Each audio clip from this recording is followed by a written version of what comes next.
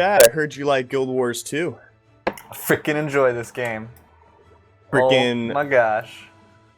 how much on a scale of 1 to 20 million do you enjoy that game? Well, Highest being a triangle. let's save the scales from 1 to triangles and squares and rectangles, and I don't know why I just said all shapes rather than saying a number. Batman symbol, yes. Let's leave that till the end, where we're both gonna say our ratings 1 out of 1, Oh, man. 1 out of 10. Yeah. I'm getting put on the spot. All right, let's do it. Okay, so we're playing a little bit Guild Wars 2, if you haven't noticed. And we're going to do a short little review, so it's not going to be too long. So my list of topics is now closed for some reason. Okay, here we go. This game is an MMORPG that is free to play, well, after you pay a fee. I don't understand that. How is it free to play if you have to pay? If you're familiar with the other Guild Wars, the first Guild Wars, after you buy the game, you don't have to pay a monthly subscription like on World of Warcraft or other MMOs. It's you buy the game, you install it, and you can play it forever without paying an extra fee. Unless you want to buy in-game content, which we'll get to maybe never, because that's stupid. So that's more or less why it's free to play. Because World of Warcraft is definitely not free to play. Yeah, when I think of free to play, I think of the Steam section free to play where I just download it and literally free to play. Such as Dota. Let's put that in this video because it's going to be in every single one of our videos. Why not? Anyways, I'm just running around Divinity's Reach and I'm just showing you a little bit of the atmosphere and the tree that's 2D somewhere. Yeah, that's awesome.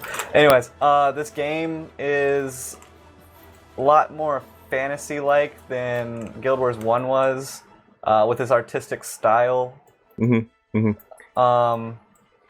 Travis, how do you feel about that? I feel like it's expected in games like this. I like the art style in this game. It feels like it fits the mood. And if they had too much detail, it would just bog down the game since it's a huge open world. But I think it's fair to say, it's not too different from World of Warcraft in art style. Would you agree? I would say that if you put Guild Wars 1, World of Warcraft, and Guild Wars 2 on a scale of cartoony to realistic, it'd go World of Warcraft with cartoony, Guild Wars 2 smack dab in the middle, and then Guild Wars 1 is a little bit towards the realistic side, but still cartoony because, it's a video game. Right. Yeah. Alright, so I'm just looking at the map right now. As you can see, it is huge. There are some spots that you can't reach, and there's some spots that I haven't explored. But I'm going to take us over to the Shiver Peak Mountains to show you a little bit of snow. It should be said that this map in Guild Wars 2 is the map in Guild Wars 1, the original Guild Wars 1. It is expanded a little bit, I do believe. Is that correct? Yes. It's expanded a little bit of expanded. It's a little bit of expanded, and it is in the future by a few hundred years. So things have changed, but it is the same locations. Well, if I actually look at this map, I think they expanded the desert a little bit more, because there's this little piece right here that I never saw in the Guild Wars 1, as well as the Runes of Ore. I never saw that in Guild Wars 1 either. But basically there are parts of this game that Guild Wars 1's expansion, such as Eye of the North, that we were able to get to, such as Blood Legion's homeland, but we can't get to it now, and I think those will be in expansions as well. So you mean the new map that Factions and Nightfall introduced, you're going to be adding those? That's what you think? Yeah, I do. Okay, fair enough. I think we should talk about the classes and the races next. So, like the other Guild Wars, this has different classes you can play, but it also introduces a new feature, which is different races. Playable races, which include Char, Human, Azuran, Norns. What was the other one? Sylvari. Sylvari, yeah. So picking different races affects your starting location on the map and your storyline. But what else does it affect? In the skills area, the elite skills that you can get, there's different ones for different races. I honestly don't know which one the humans is, because like that's my main is a human, so I wouldn't know. I haven't played the other ones too much to know their elite skill, their key elite skill.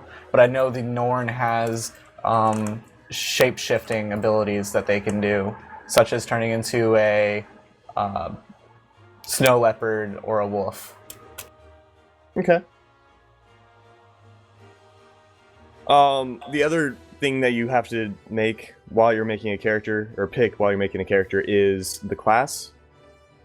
And there's, warrior, mage, the classic classes that you get to choose from in a RPG. Except for monk. There's no monk. Healer. No There's healer. no healer. Everyone has an independent heal.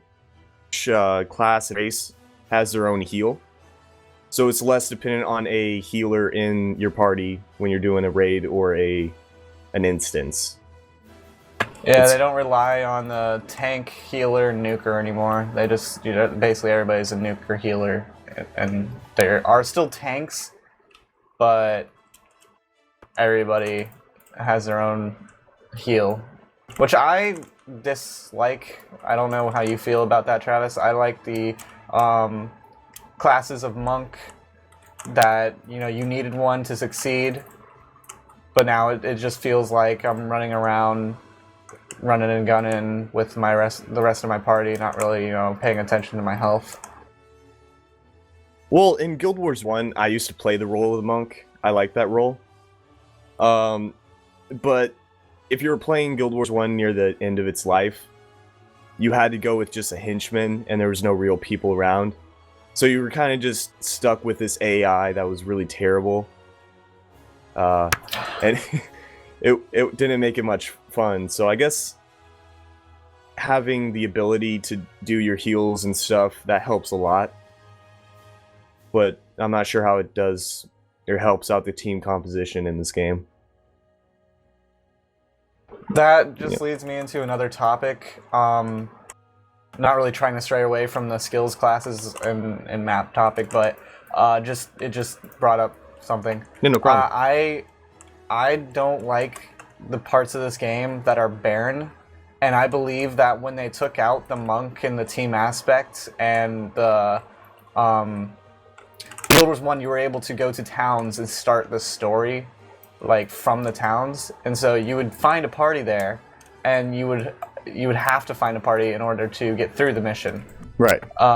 Or like you said, henchmen, or whatnot. But in the beginning of Guild Wars 1, you had tons of people to help you out. But in this game, you start out the game, and you see a ton of people around you, and you're kind of fighting side by side them, but you're not really in his party or talking to him. You're just dealing damage to the enemy, with him. But as you can see from running around, there's not a single person here towards the middle of the game. They're either at the end of the game or the beginning of the game running events, which we'll get into the events later.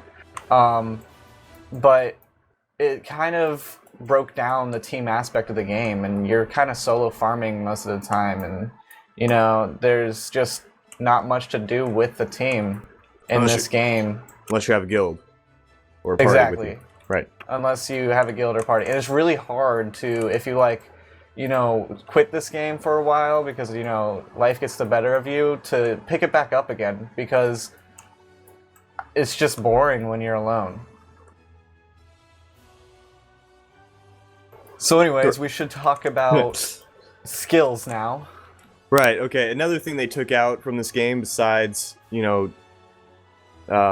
roles in a party, are skills for your character. You can't customize as much as you could in Guild Wars 1.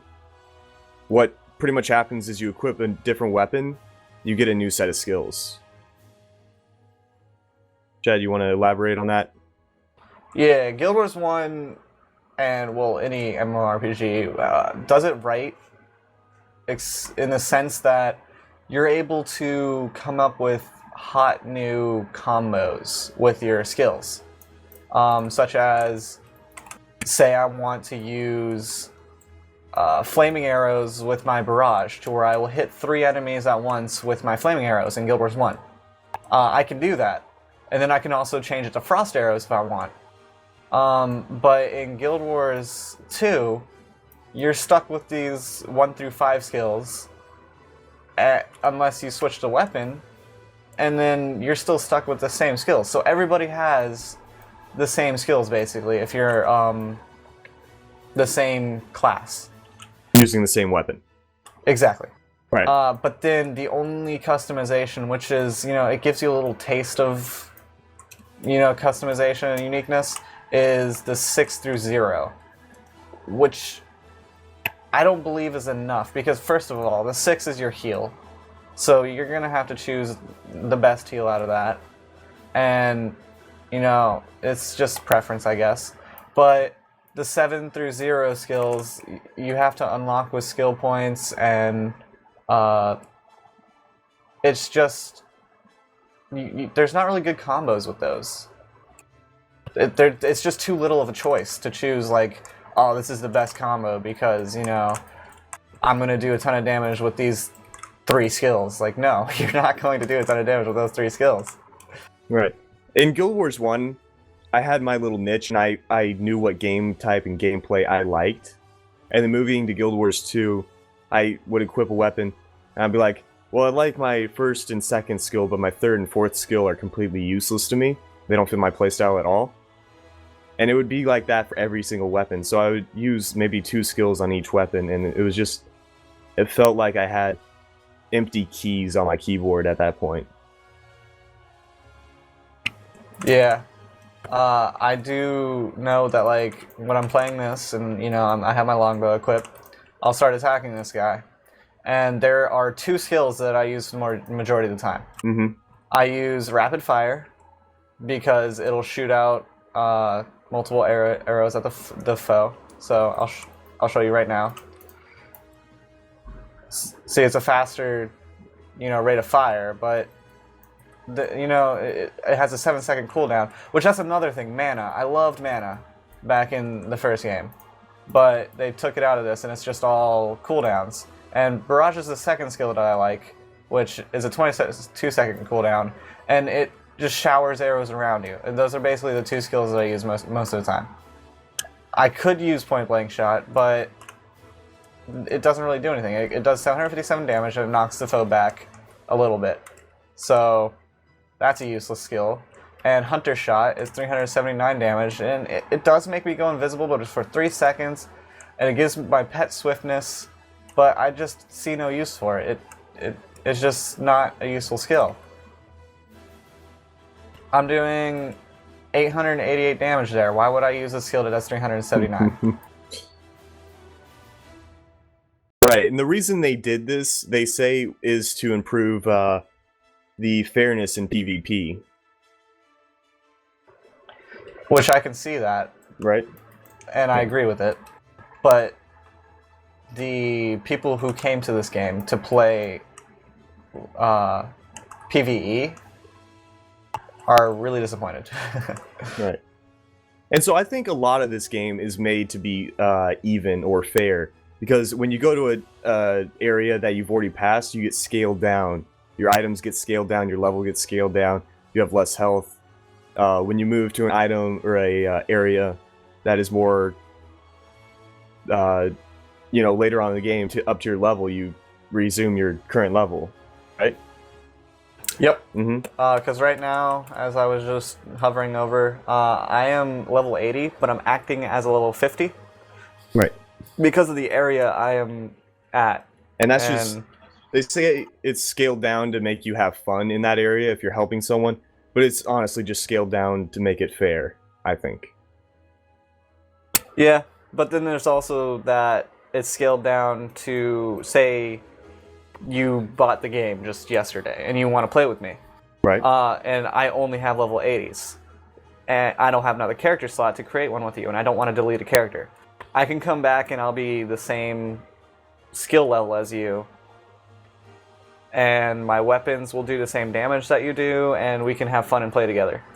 Right. But that usually doesn't happen because the people you're playing with are usually people who you have played with throughout the game, so they're going to have all level 80s as well. That's a fair point, yeah. It should be said that when you go into PvP, you're automatically boosted up to level 80 no matter what level you are. So if you're just starting out in the game, you're level 1, you can go to the PvP area or the World versus World area, which we'll talk about later. And you'll automatically get boosted up to level 80. You'll automatically unlock all your skills. You'll automatically, or you'll be able to get weapons for free that are up to par with in-game weapons. But when you leave that area, you're not level 80 anymore. You're back to your current level. You're back with your normal items. You're back with your normal skills.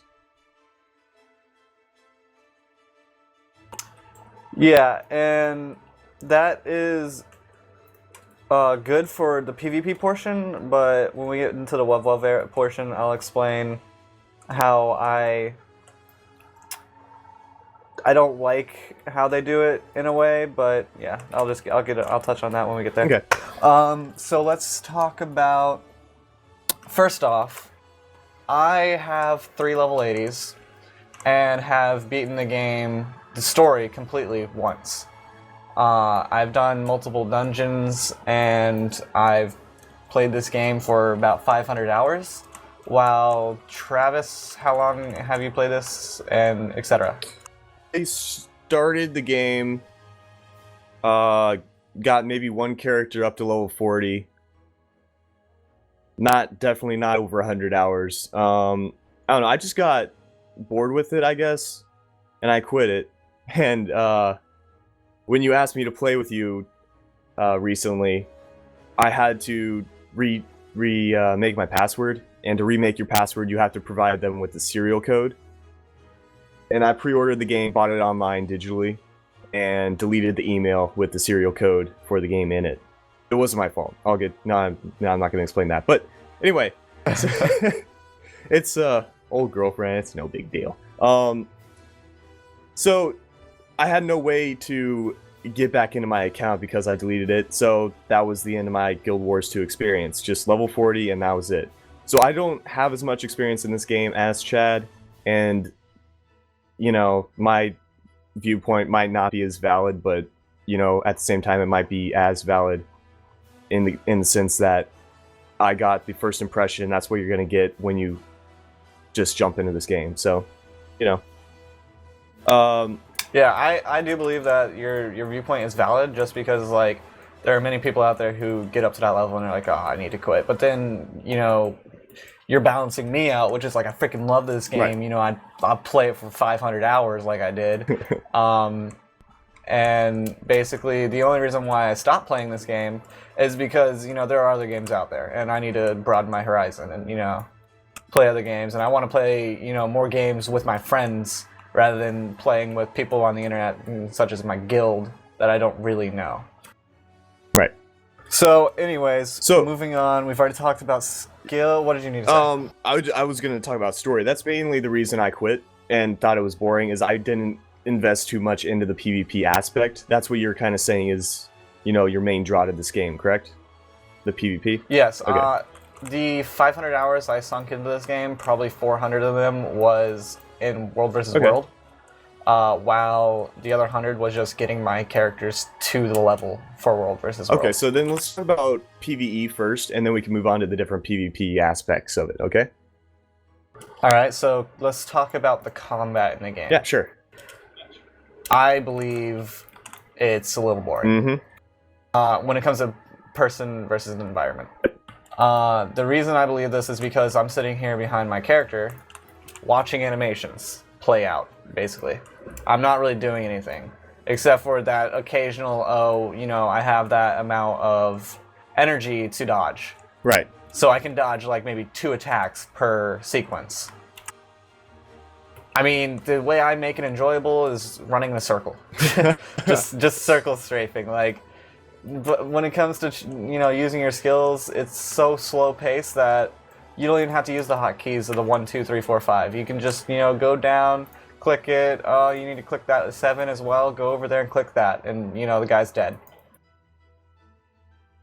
I found that in this game, you either do, way too much damage to a enemy, or your skills do nothing, and it's just, there's no in between. Like for the Elementalist, I think it's the Elementalist in this game, right? The Mage is the Elementalist?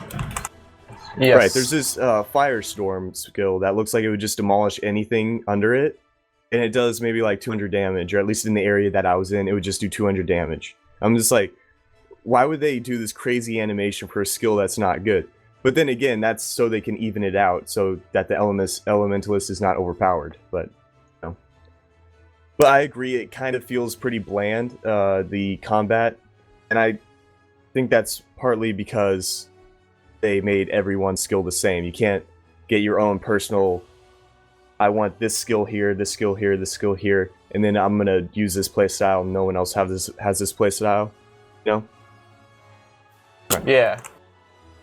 Uh, Which, do you want to say something more on the combat? There was, I guess we can talk about events later, and that kind of goes along with combat.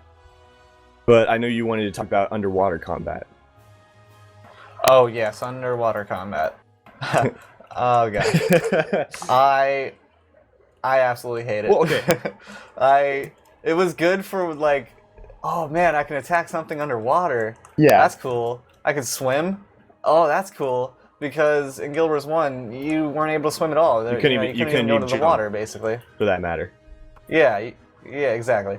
I mean, slash jump. But anyways, underwater combat is probably even more boring than the regular combat. Just in the sense that the skills aren't up to par. When you go down in underwater combat, you can still swim. You just swim to the surface, and that's what heals you. Let me go get down for a second, and as I'm doing that, Travis, you can talk more on underwater combat. Underwater combat, what can I say about it that you have not already? Okay, well you get, I think, 3 weapons underwater, right? Yes, there's a harpoon, spear gun, and a trident. Okay, so the and tridents are for like mages and stuff. So you get 3 weapons across all classes. It doesn't matter what class you are, you have 3 weapons to choose from, and even some of them only have like 2. So casters pick the trident, and they can use spells underwater. What was the other 2? Trident and spear gun. Spear gun's for the rangers, and trident is harpoon is for the melee guys. But even so, among these 3 weapons, all of the skills pretty much seem the same. Would you agree? Yeah. Yes, I do agree that there is no uniqueness to these skills. I've said before when I was talking to people that basically I believe that there's no uniqueness within underwater combat, and majority of the people have agreed. Underwater combat is something that in the beginning it was like, man, this could be cool. It could be. Keyword. Yeah. It was a nice idea that they tried to add it, and when the game was just being announced, you're like, oh my gosh, underwater combat. No other MMO has that. Not even a lot of RPGs have that. And so you were kind of excited.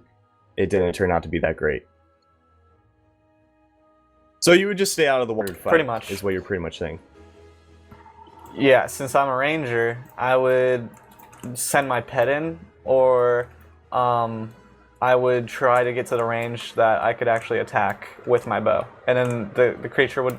Sometimes the creature would be able to come out of the water because it was like a 4-legged creature that would just swim around, or sometimes it was a creature that would just stay in the water, and I'd just be boringly attacking something that couldn't attack me. So just stay out of the water, pretty much, is what you're saying. Alright. Yep. But, I mean, there are times where you have to be underwater. There are story missions where it forces you to go into the water. Quaggins are cute. And there's some some areas that like the hearts. I don't know if you want to explain that later after we do the stories. There's hearts that are in the water that you have to get in the water. So there's reasons to go in the Yeah. water. Just if you can avoid it, avoid it. I think that would be a good Yep. segue to stories. What do you think? Okay. Yep. So I have nothing good to say about the stories in this game. It's all you, man. Story in this game had its potential. I was disappointed with it in the beginning. Basically, you start a character, and when you're creating the character, you get to choose like, your parents were killed and you got left at a circus or something. Like, it's ridiculous what you get to choose. Which is a really cool like, aspect because that's- you would think it customizes your story specifically to you, right?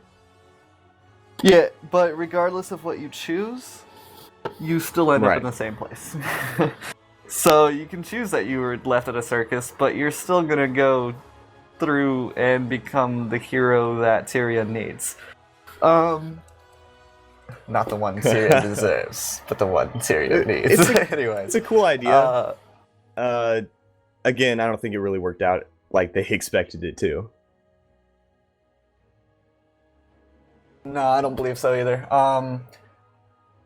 There is the customization also that, like, say I want to be a necro and I want to be under this god. It'll change my facial armor. So, I mean, that's kind of cool in the sense that, like, it's almost Okay. tribal to what you're doing. But anyways, when you get into the story, the first mission was mind-blowing. You, like, go and fight off all these centaurs from the town that you grew up in, and you start running over to this castle that's being attacked by centaurs. And then once you get to the centaur forces that are just, rushing in to destroy this castle, you push them back to this mound of boulders, and the boulders come up, and it's just this huge elemental that you're about to kill, and you're just mind blown by how big it is, and you're just doing so much damage to it. And then the story gets to, oh, this thief took some ale, we need to go and destroy him. Woohoo! And it's like, what? How did that just? I'm confused. How did they just like set this story up to be like amazing, and then just like die? Right. Just drop down, play dead. It should be basically. said that the part that Um, he's talking about is the very beginning where they're teaching you how to move and use your skills. Right? Yes, but It looks really in any cool. sense, let's go back to Guild Wars 1 for a second. The first mission was, what was it? Do you want to talk about the pre-searing, or? I would say the whole Um, pre-searing was the first the- mission. And then in factions, a whole little... Yeah, alright, so pre-searing was awesome because you just had to do a ton of quests. You had to find yourself with the first class and secondary class. So basically I could have been a warrior monk, OP. so I can be awesome. But then basically the Char attack your homeland, destroy, so then you go to Old Ascalon. And the first mission basically is Beyond the Wall. And you go and you discover the Char invasion force about to invade again. And when this happens, you don't stand and fight, which I find really cool. You run away, and as you're running away, you see on the minimap just this huge force following you. And it's like, they don't slow down after that. The next mission is like all these Char still attacking you, and then you get to the Shiver Peaks, and you get introduced to the White Mantle. It's just like mind-blowing from Right. start to finish. They did an amazing job with the story. But then they, like, in this, they went really fast, slowed way down, and then when you get to like way past level 40 in the story, it's like picks up a little bit, and then it just it's just flop. I think that was part of the reason that... Actually, that was probably the whole reason that I stopped playing, besides, hearts that we'll talk about later again. I'm really story-driven in video games, like BioShock Infinite, love that game. I don't have a PS3, but I still just with playthroughs I watched all of Uncharted's, all the Uncharted's, all of Last of Us. Yeah, just because the story was so amazing. Like I didn't even need to play the game. The story itself made me want to watch it, right? So this game, it just felt like there was nothing there. There's no characters I felt attached to, not even my own. And, you know, the customization was a cool concept. It just didn't help at all. So, you know. Yep. Basically, another factor that ruined the story for me was, God, the voice actors in actors. it. Like, just, oh god. Yeah. Didn't you tell me that Logan Thackeray was the voice actor of who was it? Nathan Drake? Was that it? I'll get back to you on that one. Hold on. But can you talk about? All right, but still, the dialogue in the game was just laughable. Like they were trying to be serious, and then you were laughing, and it's like, wait, were they actually trying to be serious? Like, we must kill the dragon, and it's like, yeah, you're great at voice acting. Okay, so Logan Thackeray, you were saying? Yeah. Yeah, he was the voice of. Oh gosh, I don't even want to say that. He was the voice of the main character in BioShock and The Last of Us. So I don't know what happened there. It was Troy Baker, by the way. I believe because that's his name. Because Guild Wars has such a broad amount of dialogue that they have to put into the game.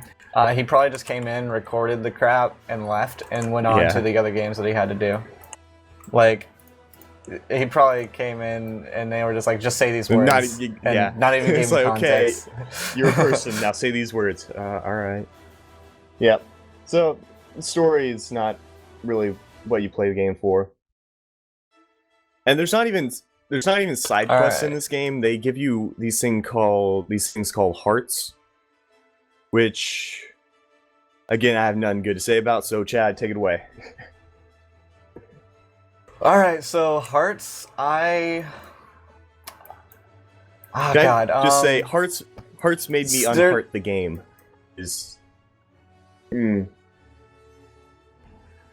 Hearts are good and bad because I liked them in the sense that when I was doing the hearts, such as like help the Blood Legion, basically all you had to do was like kill a certain amount of creatures or like, you know, loot a certain amount of stuff, but you never had to go back to the NPC. You never had to like backtrack through the game, like back to the NPC to deliver the like head of the troll or whatever. You know, you always were able to look into your mail and just, you know, just right here, thanks. You know, they're telling you thank you, and you can retrieve your copper, gold, or silver, or whatever they give you. So what you're saying is the only problem with it is that you wish that you had to go back? Is that... No, I'm saying the problem with it is it's the grind in the game. Because you had to kill, like, 50... Risen or something, you know, you always had to do something that's like, you know, a chore rather than an enjoyment. So I skipped over most of the hearts when it came to leveling. Crafting was actually my leveling, which we'll touch on crafting later. So most of the MMOs out there, this is the main reason I quit. It's just the grinds they have to do. In World of Warcraft, the reason I quit, every single quest seemed the same. Go kill these creatures. Sometimes they'll drop this special item. If they drop it, pick it up and bring it back to me, right? And so it's kind of the same in this game, where you have to go in the heart, and they give you maybe 3 ways to earn points for the heart. And you know, the points might come from killing a bad guy, putting out a fire, or like, I don't know, breaking a jar, for example, right? And so after you do it, you're just like, okay, well, that didn't really... I can see how it helped them, but I didn't feel connected to the person that I'm helping. So what was the point of that? And it just felt like a huge grind to me, and It's a MMO killer for me, man. MMO killer. Right. Well, hearts are just basically the basic levelers in the game, and there are also other ways to level in the game, which is straight up killing enemies. Right. But then there's also crafting. Crafting isn't per se, you're not supposed to use it to level, but I know that I sunk probably like 60 or so gold into crafting just to get one of my characters up to a certain level. Basically, you just have to go out, find or buy from the trading post different materials, and you can craft those materials. Such as, if I wanted to do blue dye, I need blueberries, beets, and blackberries, and I need 25 of each. And then I can go craft, and you can get up to 400 crafting, which I'm pretty sure in one of the recent updates, they made that max cap a little bit higher. So, crafting is pretty cool. I got from level, like, 60 to 80 through crafting one time. But it's also another grind in the game, because, like I'm doing right now, this rich copper, I'm finding it and I am mining it. But you need to go search for all sorts of these different types of materials throughout the world to gather them and deposit them into your collectibles for later. Watch how much stuff just leaves my inventory when I click this button. Those were all materials. Anywho, I want to get on to jump puzzles. Oh, God. Because I'm actually in one right now. Okay, I'm just going to take off my headset and I'm going to walk away while you talk about these. I want you to... I want you me to to give be your, here? yeah, I want you to give your little input on it too. First of all, it should be known that jump puzzles, any type of platforming, is not my thing. I hate them, and I hate everything that involves me jumping somewhere and not. Which is why we're gonna have Travis does jump puzzles. Yeah. So, jump puzzles are cool. I felt like they were kind of, like added after the game was made. You know, they aren't a main part of the game. They're like a side quest type deal you can do that doesn't progress the story in any way. It just gives you items, and it's extremely frustrating for me.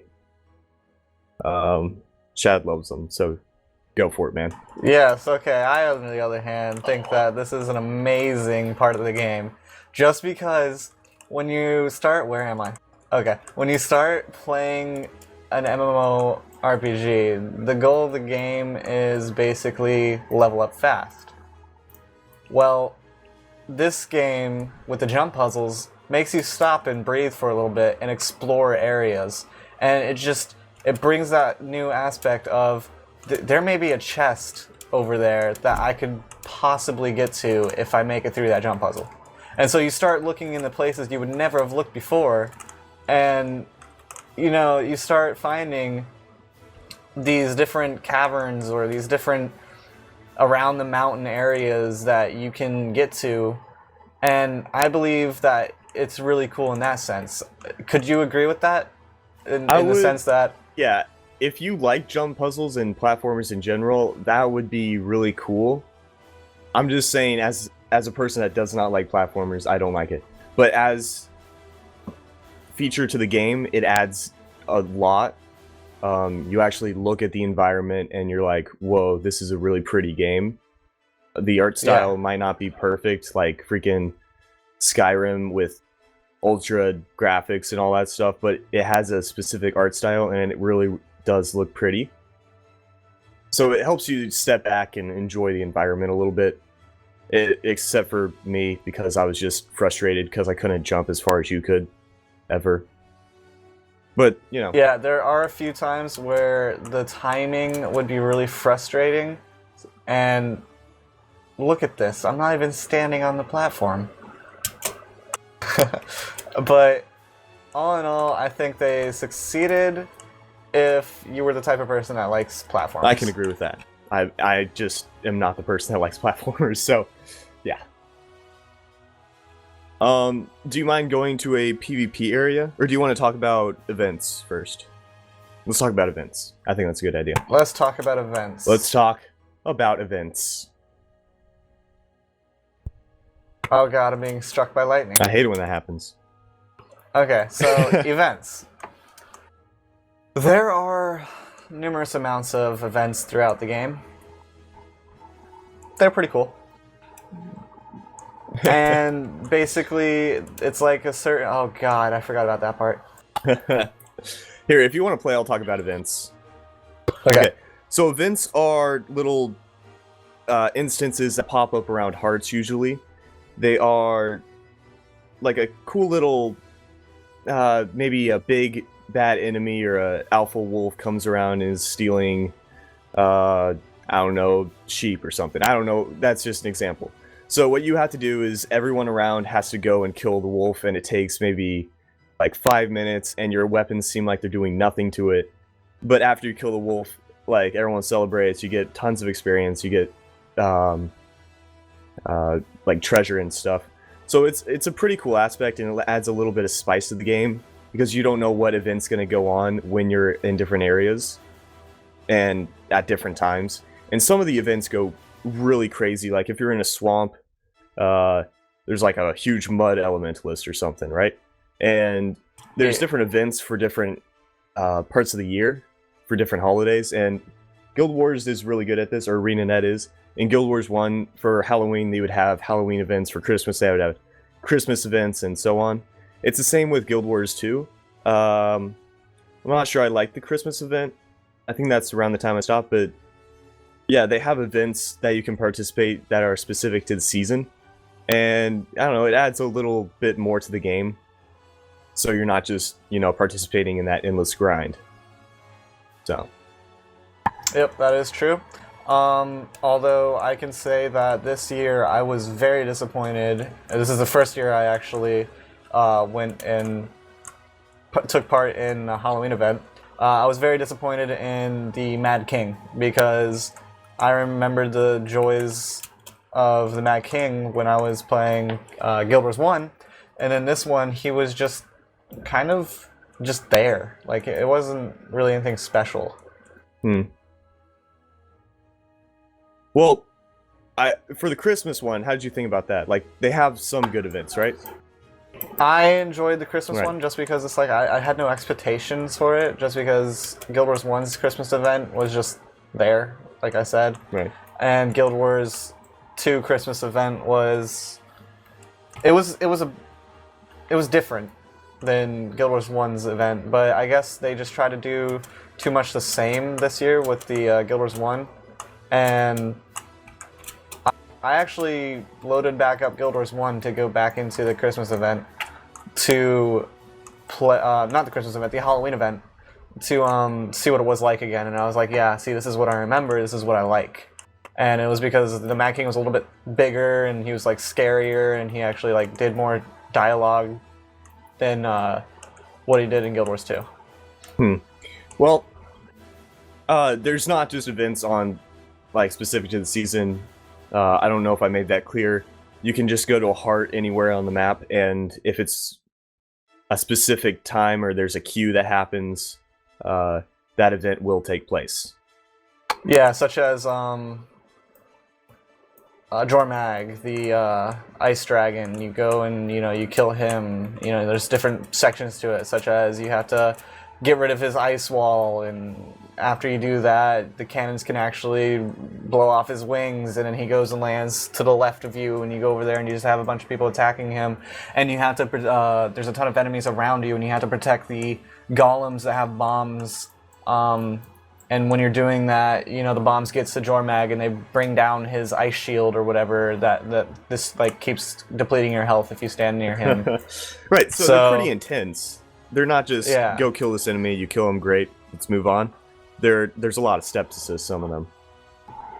But once you've done one, basically you've done them all. So okay, it's kind of, you repeat a lot. So you wanted me to go to PvP? Yeah.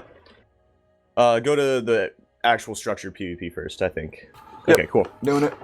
So in PvP, this is where you get boosted up to level 80 no matter where you are in the game. If you're just starting off, you're level 80 automatically when you join the PvP server. You get a shopkeeper that gives you weapons for free. It's on par with max level weapons. You get all your skills unlocked, and pretty much everyone is supposed to be on the same level. It doesn't always feel like that, but that's what they were aiming for. Yeah, I am not a fan of PvP when it comes to structured version. I played it probably once since release, and I also played it with full parties of my guild on both teams, so that was pretty fun. But it's just not my cup of tea. Like, I'll hop into a match and see what's up. Let's go to this one.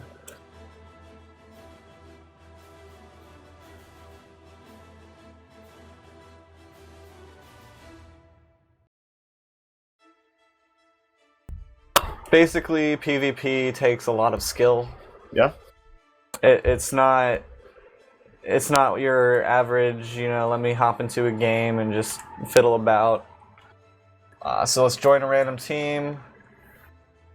And here we are. I'm on blue team, and we are losing badly. It's one-sided right now, basically. 97 to 35. That's not too one-sided. You can come back. Oh, yeah. So, you basically have points that you can capture, such as, you just saw, we lost a graveyard. Once you capture those points, it gives you points, like I said, 97 to 43. So you basically, once again, you're not really a team though, in my opinion, because I always run off by myself and I never see any of my teammates fighting with me. But right now, I'm going to try to stick with my team and go to the graveyard. Did you ever did you ever do the PvP in Guild Wars 1? Yes, and I liked it because of how much strategy came into that. That also, like, you stuck with the beginning and you were like, all right, I'm going to be warrior monk, and I'm going to bring these skills. What are you bringing? So that has to do. Well, I'm going to bring this. That has to do with the customization of abilities in Guild Wars 1, and since they took it out. Yep. And there's also no structure to team composition anymore. There's no monk, there's no tank, there's no... Yeah. Right. Okay. Yep. Are all of the PvP game types the same? Are they all just kind of capture the flag and go kill people? Yes. Okay. I didn't know if they're... It's all one... there might be team deathmatch, I don't know, but... Like I said, I've only played PvP structured maybe like once or twice since the release of this game. Right. I never took an interest in it just because of how hardcore people are on this game. And it's not like a MOBA where you're all starting at the same level to begin with. You basically... There's people who have better skills than you, and... Like, you're all level 80, but it just feels like they have better skills than what you have. It might be just because I suck, but hey. who can really tell? I mean, I've died twice within talking about this. So, you don't spend most of your time on PvP, but you do like the PvP aspect of this game. How's that? Yes. Okay, so let's talk about World vs. World. I'm going to hop over to that now. Okay. Let me leave this. Alright, World vs. World has been, like I said, majority of my time spent in this game.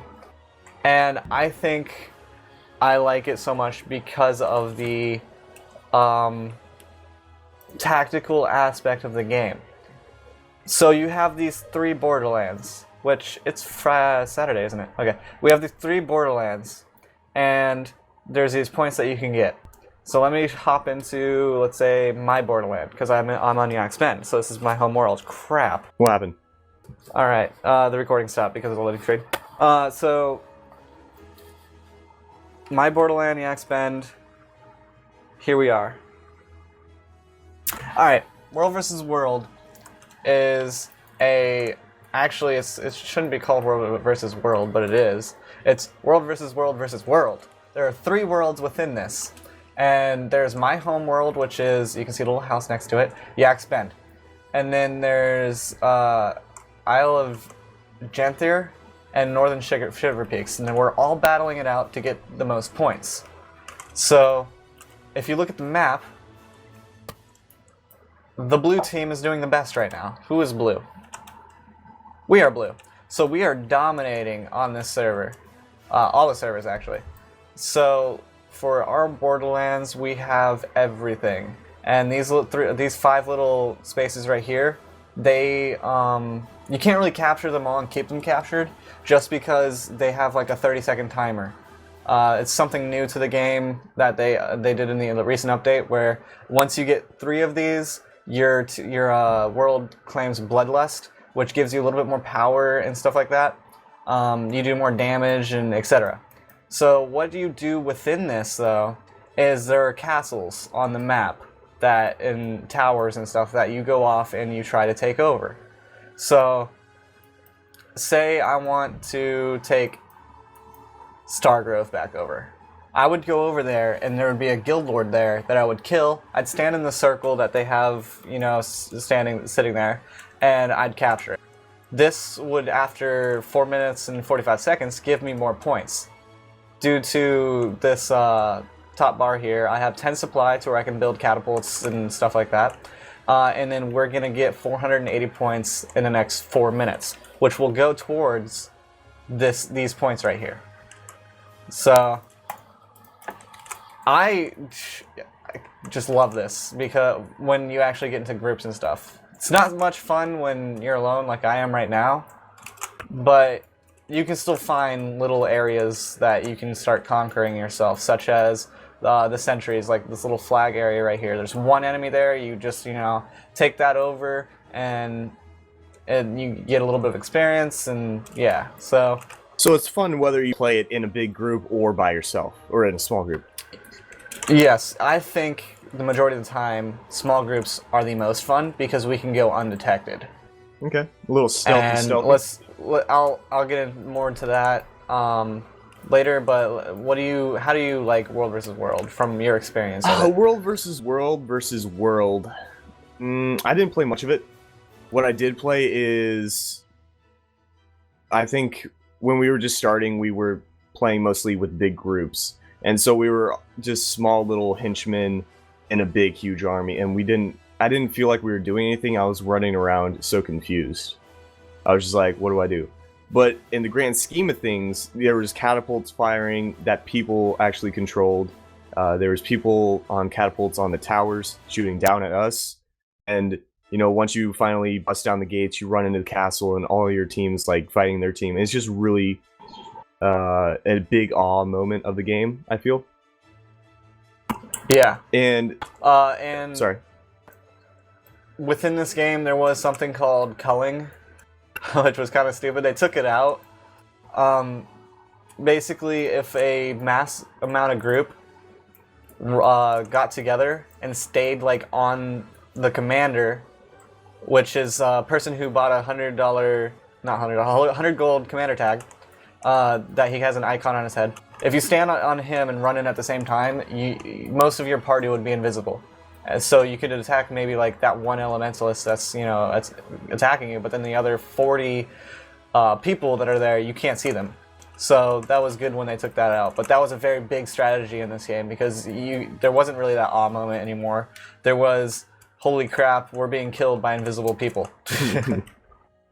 Also, the game, there's a lot of people in the same area using a lot of skills, and there's a lot of big effects going on. So it is very heavy on your graphics. And on my older computer, I could not keep up. I was getting maybe 20 frames per second, and everything just seemed choppy as hell. And I couldn't... I just didn't enjoy it as much as if I had a better graphics card. But I think they fixed that, didn't they? I could totally understand that.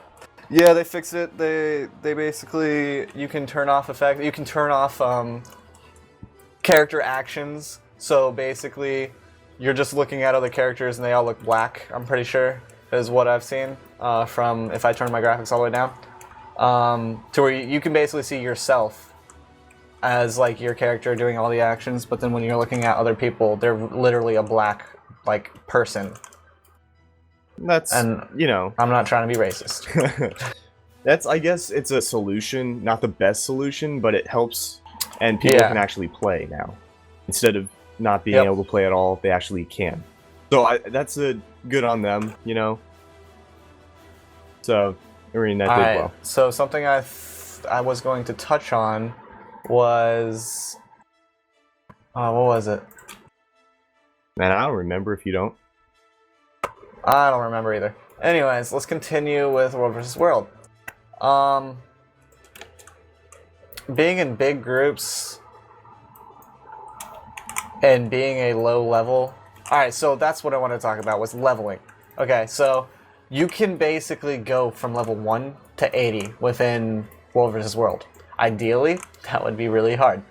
Because one thing I think they kind of messed up on, not really messed up on, but there's just a hard balance to it when it comes to that person has a ton of super runes and superior weapons and stuff like that. It just doesn't balance out, because I'll 1v1 somebody and majority of the time I'll lose because I haven't gone and grind. Oh god, that's a whole huge group. I haven't gone and grinded, you know, hours on end for the best of the best weapons, and it's just, I feel bad for the people who are like level 40, like yourself, coming into World vs. World and just getting wrecked. And I just got wrecked. It happens a lot. Yeah. You basically have to be level 80 with the top gear, or else you're going to have to be in a party at level 80 still. And basically you got to be level 80 to play World vs. World. You don't have to do. Just advised. To have fun. It's just advised. To have fun in World vs. World, you should. Therefore, when I used to play this, I had my guilds. I had my one guild, which was pretty cool. They did PvE a lot. And then I had my other guild, because you could join multiple guilds in this area. And that guild would do PvP, World vs. World style. And there would just be like events like this night we're gonna go to Eternal Battleground and we're gonna take over Stone Mist Castle. So you get a ton of people together and you'd go do this, and it'd be fun because, you know, you're just chilling with the guys in your guild, going and conquering some castles, and it's just that feeling once you see that little bar be full, and Stone Mist Castle just gets taken, and you know you've just been battling for about 2 hours to get that castle. It's pretty cool in my opinion. If you want to sit there and battle people for 2 hours over a castle. Sometimes it's really fruitful. Like when you actually do take the tower, you're just like, "Whoa! I just took over a tower, or like a castle," you know. And so it can yield results, but if you fail, you're just like, well, I wasted 2 hours of my life, you know? It could go either way. Yep. There are many times where we failed taking a castle, or we'll take the castle, and the Mesmers have a skill called Portal Entry, and if they hide very well, they can just ninja the castle back. So... Because the portal, you lay one down, then you jump out of the castle and you lay another one down, and everybody can use that portal to get into the castle without even breaking down any walls. So, there was a ton of times where we took over the castle, walked away from it, and then 2 minutes later it was theirs again, and we're like, wait, they didn't even attack it. And so that's when it gets frustrating. Right. But that's also a really cool part of the game, because you could do it to them as well. And there are times where Mesmers will sit in the castle for like 10 hours because they're literally trying to do a tactical assault on the entire map. And so they'll flip all the castles and just put a Mesmer in there and let them flip it back. So and they'll do it one by one. So when it comes time, that 10 hours later, they'll go off and put portals on every single castle, and be assaulted all at once, to where the forces of the enemy are split between all of those castles, and we get all of them. That might seem really unfair, but it is strategy. Like, that's really hard to coordinate and all that. So it's strategy. Yeah, that's happened like once in a time I've ever played World vs. World, and it was freaking amazing. Like, I loved seeing, just like looking at the map. Now, was it your team, or was that the other team? It was our world that did it. So if it was the other team, great. you'd probably be like, what the hell just happened? I give up, and then... I mean, there were times that, well, ANET fixed this, but there were times where people would do world hopping, and they would ride the world like tiers up. So say our server was the lowest server on the chain, and we lost every single match, and we were like 99 out of 99. Basically, the tier 1 server, the one that's won everything, and number one in like the entire time playing Guild Wars, they would just take all of their guilds, all of their WoW guilds, and bring them down to that 99 area, to where every single week they would just dominate. And they would just ride that server all the way back up to the top, and once they get to the top, they would do it again. And so that was happening for a while there, and it was really stupid when they came to us, because it was like, crap, we're just getting wrecked, nobody's playing World vs. World anymore, and it was really depressing because the World vs. World realm kind of started to diminish then.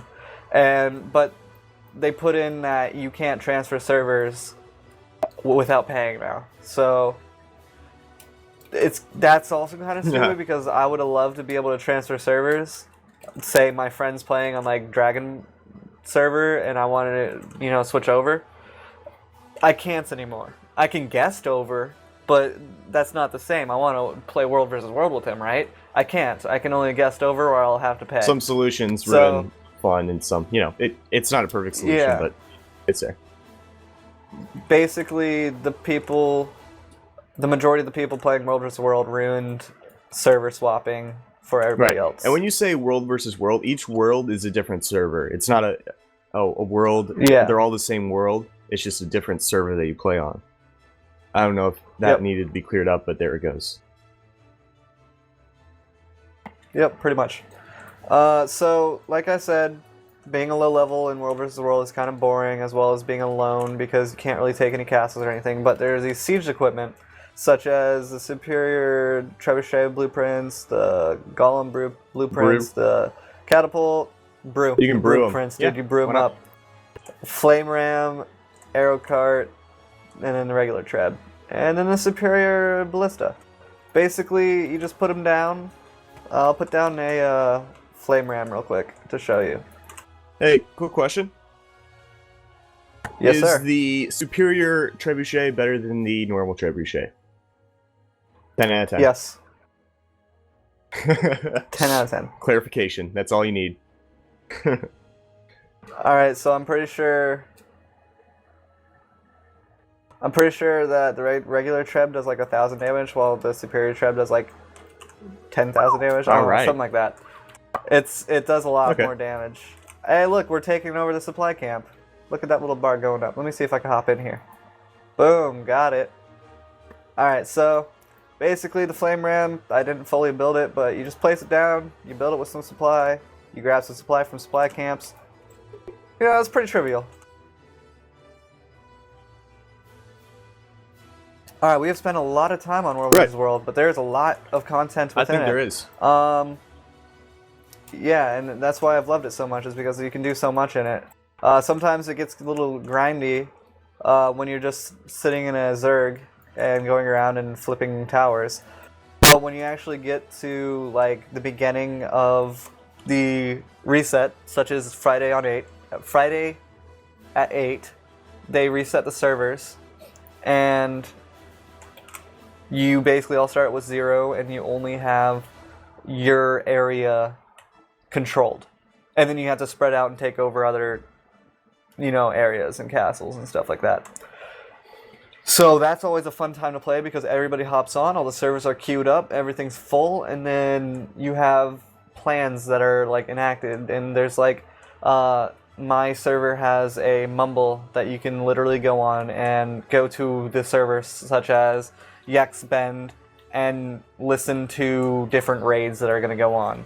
So I did that from time to time, joined parties and took over castles. There were lots of golem rushes and stuff like that, so it was really fun time. I believe World vs. World is an amazing part of this game. I believe that if you play this game, you should give it a chance. You should give the game a chance all the way up until you're level 80 and playing World vs. World.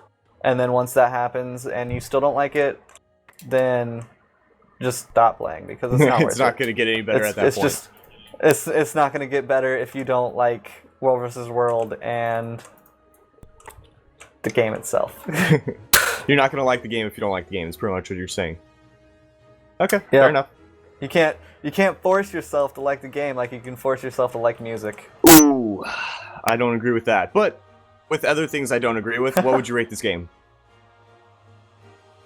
Alright, well, I would give this game an 8 out of 10. I've said it before.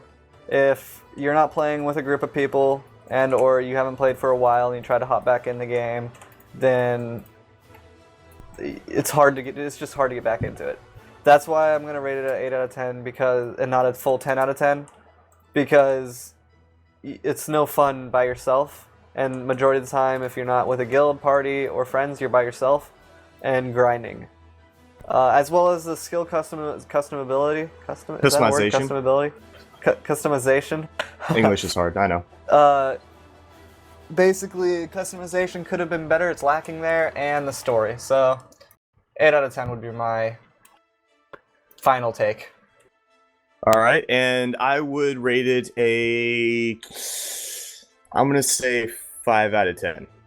Just because I got bored with it. I didn't experience, World vs. World. I'm sure if I did, it would be higher. And actually, 5 out of 10 with MMOs is really high for me. Like World of Warcraft, I would probably rate maybe a 3, right? So I like how they improved on a lot of aspects of the MMO genre. But,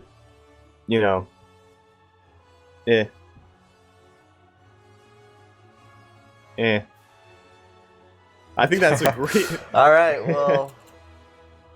Thank you very much for watching this video. If you watched it all the way through, I'm kind of impressed because I'm pretty sure that was like an hour-long video. But it went really in detail with all of the Guild Wars stuff and, just have a great time and explore more on Chimera Gaming.